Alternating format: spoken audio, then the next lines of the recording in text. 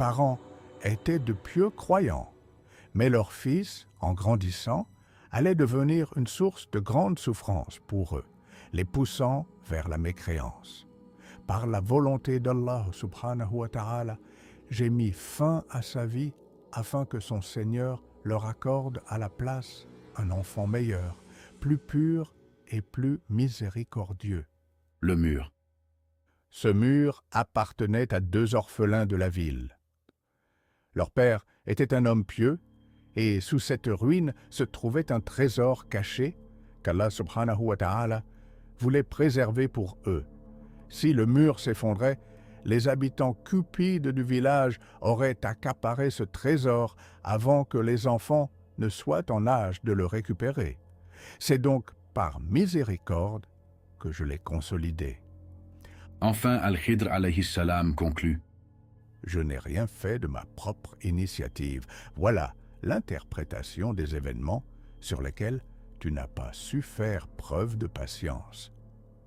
Par cette expérience, Moussa alayhi salam comprit que la sagesse divine ne peut être jugée avec une vision limitée du monde.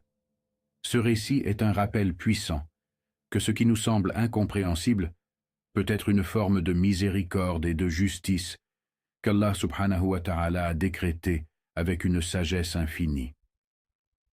Après avoir relaté l'histoire de Moussa alayhi salam et Al-Khidr alayhi salam, Rasulullah sallallahu alayhi wa sallam ajouta qu'Allah fasse miséricorde à Moussa.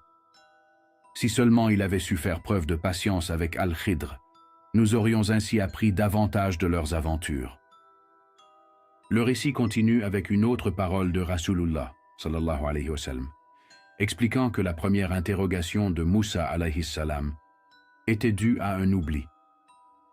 Alors qu'ils étaient sur le bateau, un petit oiseau vint se poser sur le bord du navire et plongea son bec dans la mer, y prélevant une infime goutte d'eau.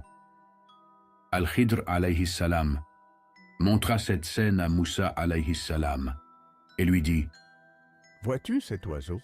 Sache que mon savoir et le tien, ainsi que la connaissance de toute la création, ne sont rien comparés à l'immensité du savoir d'Allah subhanahu wa ta'ala, pas plus que cette goutte ne réduit l'immensité de l'océan. » Selon les enseignements prophétiques, Al-Khidr alayhi salam vivra jusqu'à l'approche de la fin des temps.